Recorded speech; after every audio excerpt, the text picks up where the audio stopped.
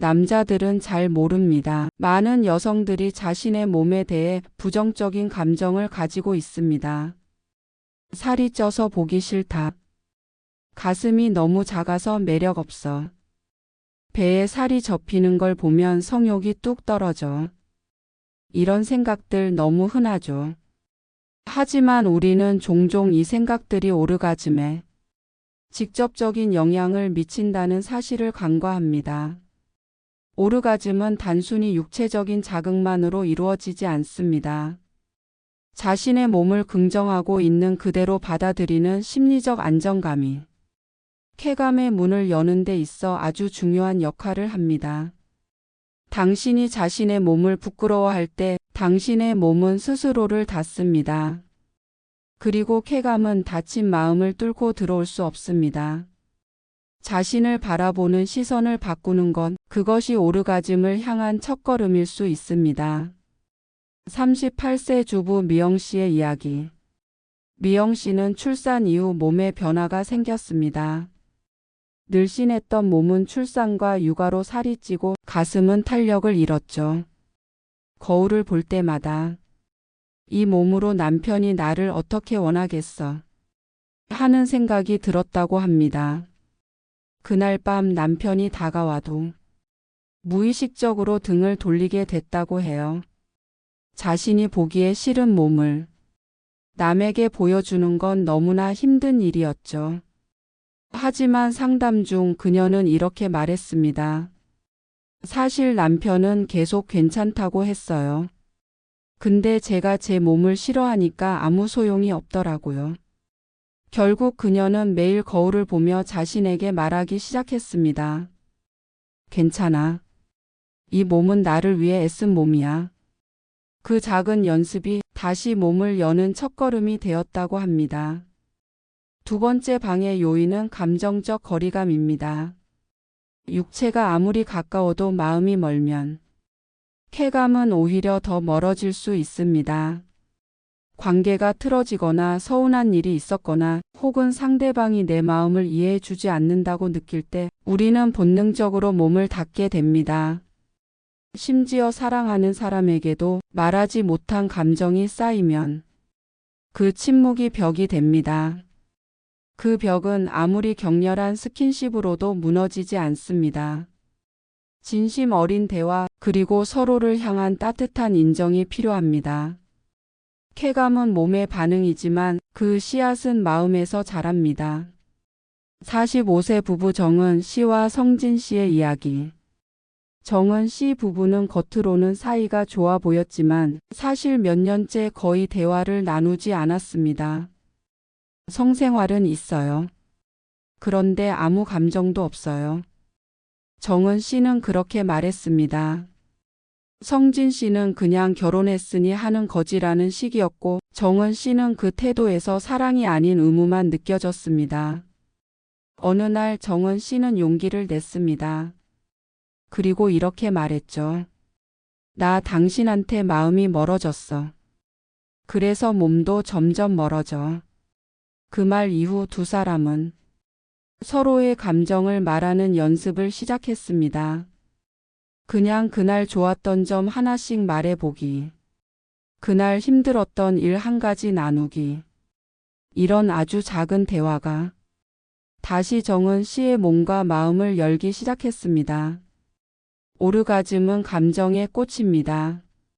그 감정은 말로 물을 줄 때 피어납니다. 세 번째 방해 요인은 우리가 무의식 중에 갖고 있는 성과주의적인 압박감입니다. 나는 오늘 꼭 오르가즘을 느껴야 해. 남편을 실망시키면 안 돼. 이 정도 했으면 느껴야 하는 거 아니야? 이런 생각은 절대 쾌감을 부르지 않습니다. 오히려 우리를 조급하게 만들고 마음속에서 긴장이라는 적을 키웁니다. 성관계는 시험이 아닙니다. 점수를 매기는 시간이 아닙니다. 이런 압박을 내려놓고 과정을 즐기고 지금 이 순간의 감각에 집중할 때 비로소 몸과 마음은 오르가즘을 향해 천천히 열리기 시작합니다. 32세 신혼부부 지수 씨의 이야기. 지수 씨는 결혼 전부터 성에 관심이 많았습니다. 책도 읽고 유튜브도 보고 오르가즘을 꼭 느껴야 한다는 압박이 컸습니다. 그래서 관계 중에도 자꾸 머릿속으로 생각이 많아졌습니다. 이 타이밍에 느껴야 하는데 왜 아직도 느낌이 없지? 혹시 내가 이상한 건가? 그 생각들은 그녀를 더 긴장하게 만들었고 결국 아무 감각도 못 느낀 채 끝나곤 했죠.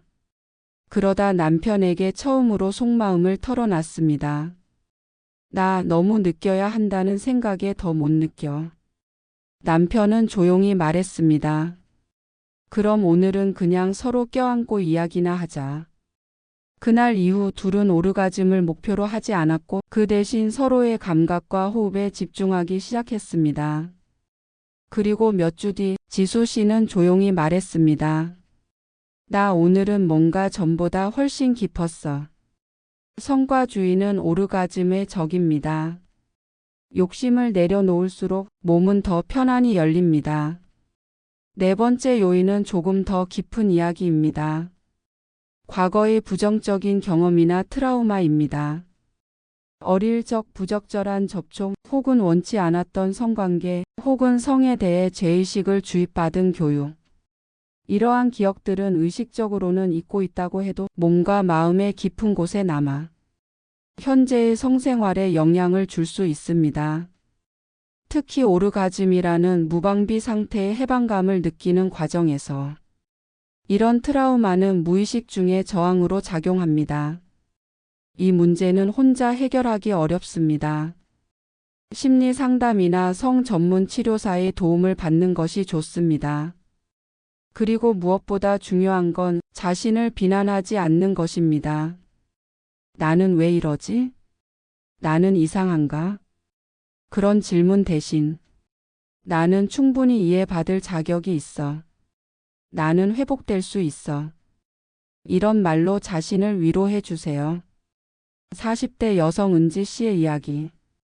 은지 씨는 20대 초반 원치 않는 성적 경험을 겪은 적이 있습니다.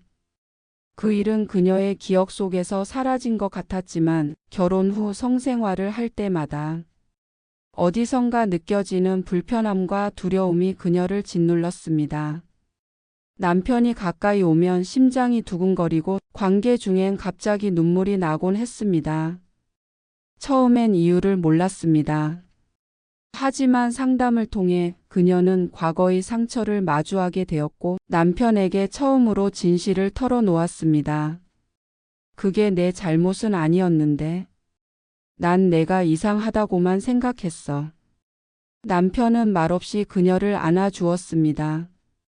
그리고 그 후 몇 달간 둘은 성생활을 하지 않고 그저 스킨십과 대화만으로 서로를 다시 만나기 시작했습니다. 지금 은지 씨는 말합니다.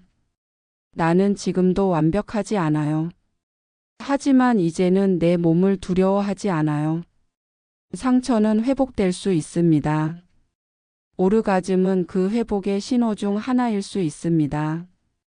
마지막 5번째 요인은 소통 부족입니다. 너무나 당연하지만 너무나 어려운 문제입니다. 성에 대한 대화를 하는 건 부부 사이에서도 큰 용기가 필요한 일입니다.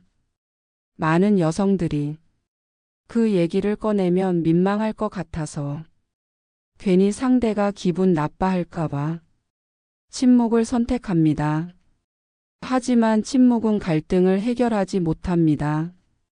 오히려 성적인 불만은 시간이 지날수록 더 깊어지고 그 불만은 결국 정서적인 거리로 이어집니다. 나는 이럴 때 좋았어. 이런 건 조금 부담스러웠어. 이런 간단한 말 한마디가 관계를 바꾸는 시작이 될 수 있습니다. 서툴더라도 부족하더라도 먼저 말하는 사람이 변화의 문을 엽니다. 50대 부부 혜란 씨 부부의 이야기. 혜란 씨는 결혼 25년 차. 남편과의 성생활에 대해 한 번도 이야기해 본 적이 없었습니다. 그녀는 늘 참고 감췄고 남편은 늘 당연히 여겼습니다. 하지만 어느 날 친구의 말이 그녀를 깨웠습니다. 왜 참아? 그건 사랑이 아니야. 그날 밤 그녀는 용기 내 말했습니다. 나는 성관계가 싫은 게 아니라 말할 수 없었던 게 더 싫었어. 남편은 당황했지만 그녀의 말을 들었습니다. 그리고 처음으로 이렇게 말했죠. 나도 사실 당신이 뭘 좋아하는지 몰라서 겁났어. 그날 이후 그들은 매주 한 번씩 우리 이야기 시간을 만들었습니다. 성에 대한 이야기만이 아니라 서로의 감정, 소망, 몸에 대한 변화까지 나누기 시작했죠. 지금 혜란 씨는 말합니다.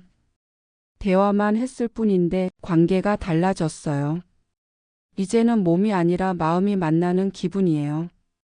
이 중 당신에게 해당되는 것이 하나라도 있다면 당신은 절대 혼자가 아닙니다.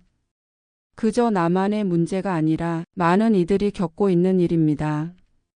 그리고 그 문제는 이해와 대화와 연습을 통해 충분히 변화될 수 있습니다.